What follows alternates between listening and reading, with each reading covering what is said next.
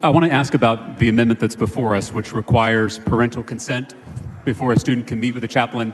I know, Representative Hefner, that you are a champion for parental rights, so I'm just curious why requiring parental consent before a student can meet with a chaplain is not acceptable to you in this legislation. Well, we currently do not require parental consent for them to meet with school counselors. And again, school districts will be free to establish any kind of rules and regulations regarding how the chaplains would conduct themselves. Do you believe a chaplain has the same qualifications as a school counselor? I don't know that they would be performing all of the duties that a school counselor does, but I do believe they're quite qualified to help with life issues and challenges that may be facing our students and teachers. And so I think they'd be more than qualified to fill these roles. So to be a school counselor in Texas, you have to have a master's degree. Are we requiring that school chaplains have a master's degree in this bill? I don't believe so. School counselors have to teach in Texas public schools for 2 years in a classroom before they can be a school counselor. Are we requiring that chaplains teach in a classroom for 2 years before becoming a school chaplain? In the definition of the chaplains that we had before, chaplains go through extensive training through all kinds of issues that they deal with.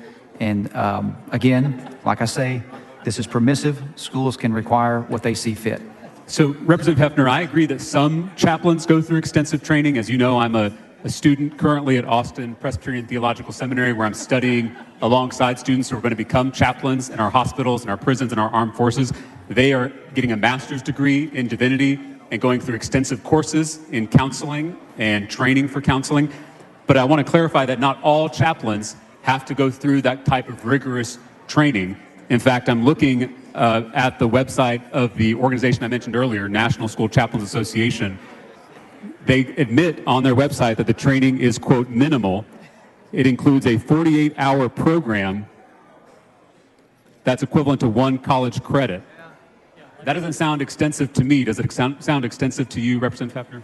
Well, a school could very well require their chaplain to become a board-certified chaplain, and some of the requirements there are essential requirements for certification include endorsement from your faith tradition, a master's degree from accredited theological school, at least 4 units of CPE, post-training, clinical pastoral experience, preparation of clinical materials, and face-to-face appearance before a certification committee. So there again, I want to make sure that we're making it clear that everybody knows that the schools may choose to do this or not, and that they can put whatever rules and regulations in place that they see fit. So why don't we add to your legislation that chaplains have to meet those high standards before dealing with our students or serving our students in Texas public schools? Because I think, just to be blunt with you, I think we can trust the school boards to do that.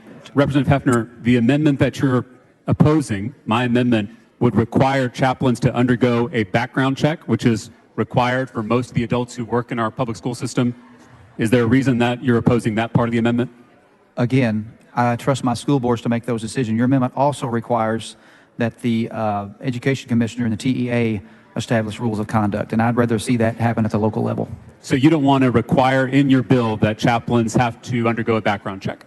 I want to leave it to the schools to make those decisions, school boards. And just to make sure I'm clear, because we've talked a lot about parental rights, you don't want to mandate that schools have to receive parental consent before... Representative Tallarico, I have full faith and trust in our school boards to put regulations in place that would keep our kids from being exposed to dangerous people. I appreciate that, Representative Hefner. I think my primary concern is that by not putting these guardrails in this piece of legislation that we're going to add our name to, that will allow organizations like the National School Chaplains Association, whose stated purpose is to infiltrate our system, to take advantage of your legislation and infiltrate our public school. Are you aware of the National School Chaplains Association? I've heard of them. They testified in favor of the bill both in the House and in the Senate. Have they helped you at all with this bill? We had several different people supply input that we talked to. I don't remember those specifically. Are you aware that the stated purpose of this organization is, quote, to enhance his presence by infiltrating the system and supporting Christians functioning and operating inside the school systems?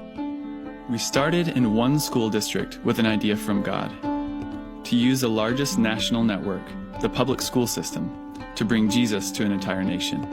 I believe that we're duty-bound to give school districts an opportunity to have a spiritual representative on campus on payroll. Okay, so the school districts would pay for the chaplain? Yeah, absolutely. What is the school chaplain program? I mean, obviously it's a vehicle that we get Jesus to these kids in. It gives a person on campus the legitimate position of representing absolute truth. So the chaplains that we are using are just adults who are Christ-led and lead a spiritual life, and they go into schools and act as a sort of counselor to the children, but a spiritual counselor. Mission Generation has found a creative way of reaching children in the 414 window. Ministry partners provide the resources to train teachers and parents who earn a post-baccalaureate degree in spiritual counseling. Graduates are certified as spiritual school counselors, sometimes referred to as school chaplains, and serve as youth pastors to their schools. There is a thing called separation of church and state that says the state cannot establish religion that would obligate us to participate. But there's no law against God and state. And that's why chaplains have been consistently upheld, because they represent God, not religion. The key is schools, the largest network of children on the planet. There is a fantastic opportunity to bring God's word to millions of children through public and private schools. So would chaplains volunteer their services? They go into the schools? Is that how it works? No, they got to be on the payroll. Gotta be on the payroll. If not, they're at the whim, right? Like pizza at lunch and prayer at the pole and all that kind of stuff. It's at the whim of the school authorities. We need somebody on payroll to represent absolute truth in school that has a legitimate right to be there. We're very close now to having chaplains in public schools funded by public money. God and prayer are back in school in official capacity, delivered through chaplains. Together, we can change the direction of our country and fulfill the Great Commission at the same time.